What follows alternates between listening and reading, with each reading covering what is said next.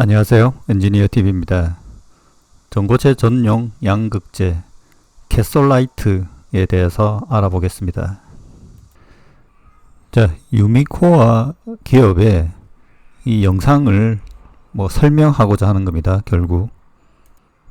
자, 유미코아는 벨기에 양극재 기업으로 알려져 있지만 실제 양극재는 한국에서 대부분 이루어집니다. 벨기에는 촉매라든지 리사이클링 하는 전문 기업이고요. 양극재는 유미코아 코리아에서 전문적으로 생산 공장이 있기 때문에 그냥 한국 기업이라고 봐도 무방한 상황입니다. 이 부분 잘 모르시는 분들이 많습니다. 그죠? 유미코아, 한국 내 한국 유미코아 촉매 상사 등이 있다. 유미코아는 200년 역사를 가진 소재 기술과 재활용 기업이다 라는 거죠. 최근에 별로 안 좋습니다. 안 좋은데, 자, 그걸 이야기하자는 것은 아니고, 여기 이제 사공장 이렇게 돼 있죠. 충남 천안시에 있습니다. 이게 여기 쭉 보시면 4공장, 1공장, 이렇게 3공장, 같은 공장이 있는 걸로 알고 있는데 거의 한국 기업입니다. 여기는. 자, 하지만 최근 하이니켈 전기차 기술에서 다소 현재 밀려버렸죠. 밀려버려서 여러가지 이유가 있을 것 같은데 1년 전에 보면 그냥 바로 전고체 양극재로 가버려야 되겠다, 그런 생각을 했나 봅니다. 자, 그 영상이 이전에 있었는데 오늘 여기 보니까 캐솔라이트라는 저 단어를 들어서 나온 내용이 있어가지고 전고체 전용 양극재다. 이게 향후에는 전고체 외에도 쓰일 것 같은데 양극재의 어떠한 방향인 걸로 보이는데, 이전에 한번 언급드린 적은 있는데 한번 봅시다.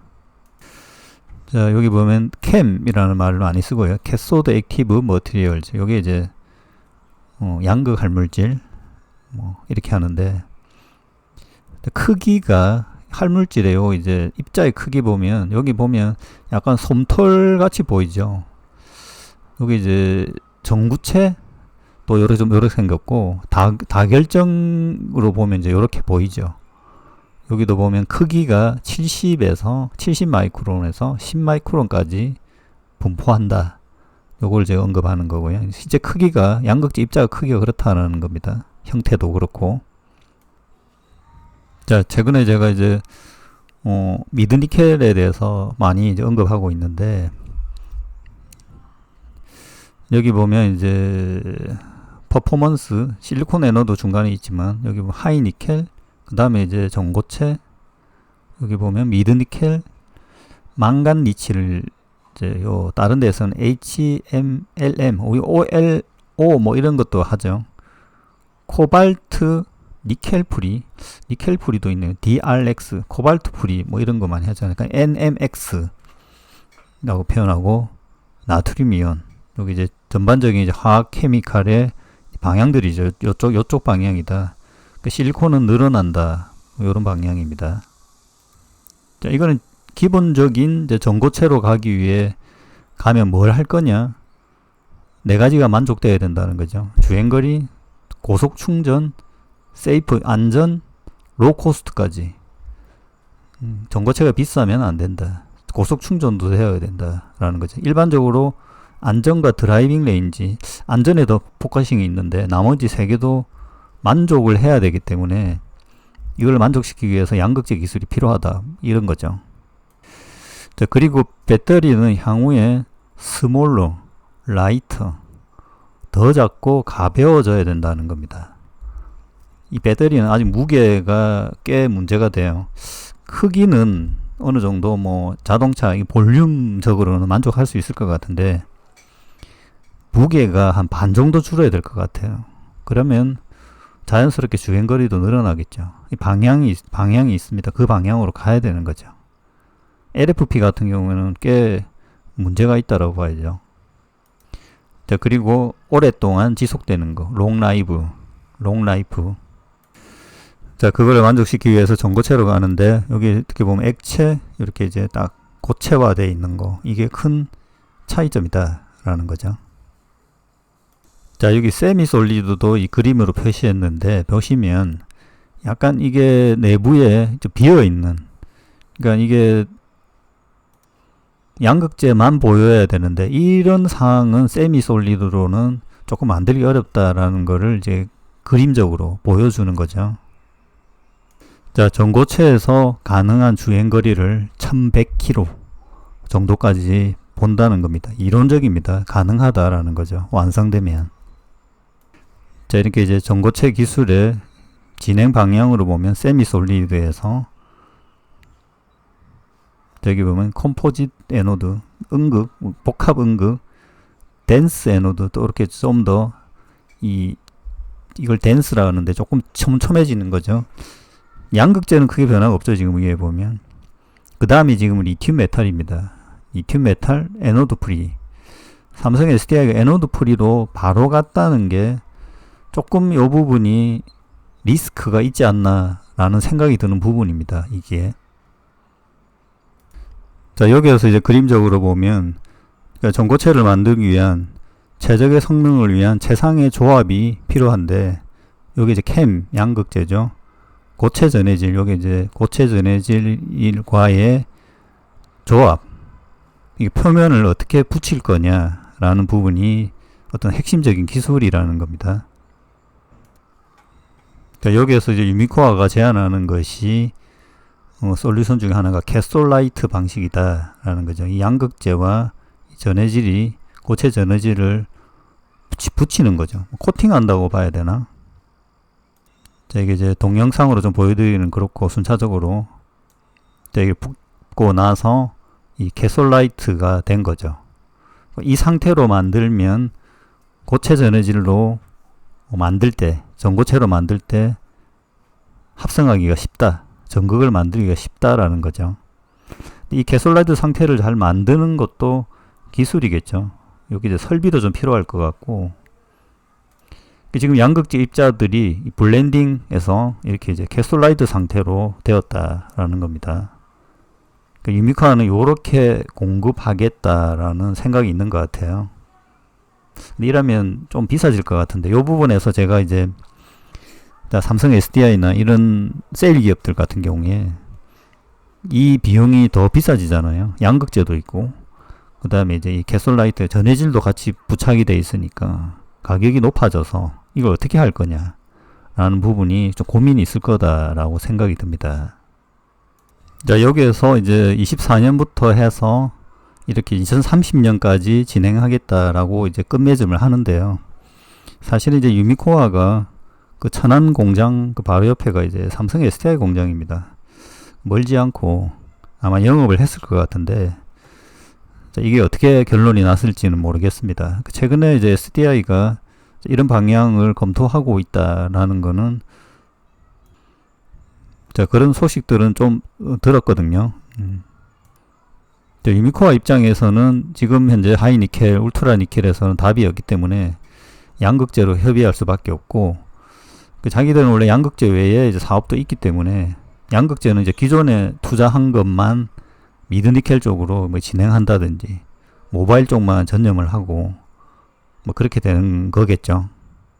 자, 여기 보면 이제 최근에 보면 이 코발트 쪽에 꽤 이 광산도 있고 이 전문 기업입니다. 이제 코발트 함량이 점점 줄어들고 코발트 풀이 이렇게 되니까 코발트 쪽에도 이제 투자가 잠정 중단됐다. 코발트 가격도 꽤 많이 내려갔어요. 지금 보면. 근데 이 코발트가 배터리에서는 아주 좋은 소재라서 향후에 이제 코발트 풀이도 뭐 굳이 뭐 제로화까지 갈 필요가 있겠냐라는 생각도 드는데요. 코발트를 어떻게 활용할 건가도 조금 어떤 방법이 있을 걸로 보입니다. 여기에 이제 최초로 쓰던 코발트 옥사이드는 코발트와 이 산소만 붙어 있는 거라서 이 단결정이죠. 최근에 이제 가격이 너무 비싸서 안 쓰죠. 캐솔라이트는 전해액셀의 양극 바로 근처에 있는 전해질 부분을 캐솔라이트라고 한다고 합니다.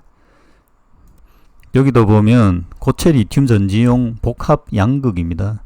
이게 요 음극액 이 캐솔라이트라는 거고요. 그렇죠. 캐솔라이트 저평가되어 있다라는 거죠. 22년인데 그러니까 캐솔라이트 양극재가 향후 상당히 유망할 것이다 라고 본 거죠. 여기에서는 리튬 메탈을 써야 된다. 여기 빨간색 리튬 메탈 에노드 프리셀도 있고요. 그 다음에 트레디셔널 에노드 그라파이트 실리콘, 그러니까 실리콘도 트레디셔널로 본 거고요. 어느 정도 여기 보면 파란색 실리콘을 써서 그 실리콘 함량을 기하급수적으로 늘리기 어렵다 라는 관점이겠죠. LG엔솔이 마이크로 단위로 하면 꽤 많이 넣을 수 있다 이런 거 방향도 있는데 리튬 메탈이 뭐 훨씬 지금 보면 에너지 밀도가 높은 거죠. 어제 4680 이야기하면서 350 이렇게 나왔었죠. 지금 260 정도 되잖아요. 여기 보면 파우치 리튬 메탈 NCM812 여기 보면 NCM 622 파우치로도 300까지 가능하다. 이 위에 보면 리튬 메탈 하면 380 그죠? 그러니까 리튬 메탈을 쓰면 상당히 이 개선을 할 수 있는 게 양극재와 크게 구해봐 350인데 여기 622이잖아요. 미드니켈로도 가능하다라는 겁니다. 그래서 이게 양극재가 하이니켈로 굳이 가야 되는 건가?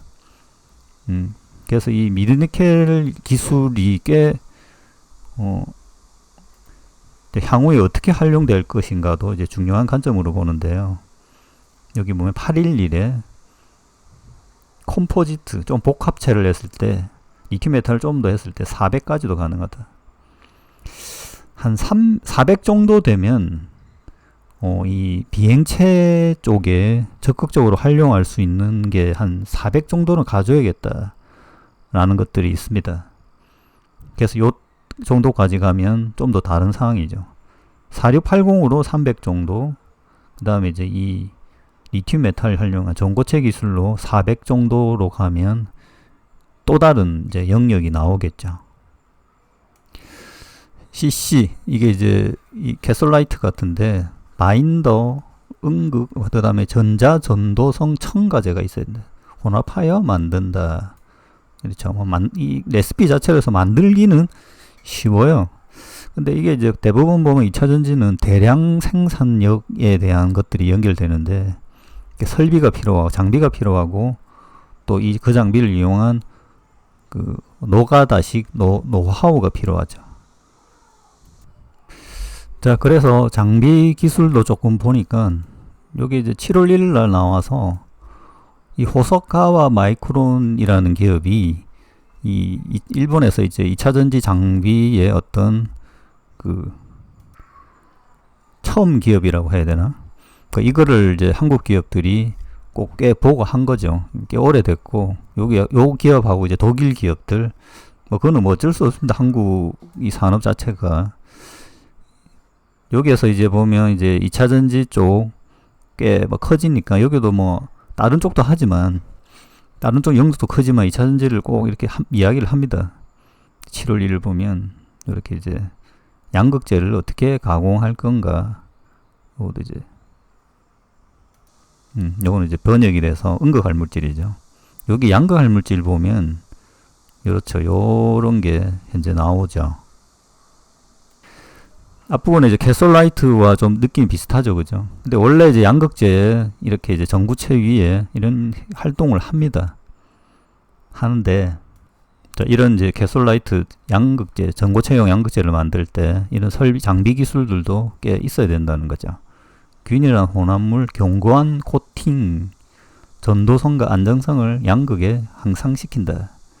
충전에도 관계 있고, 수명과 관계도 있다. 이런 활동들이.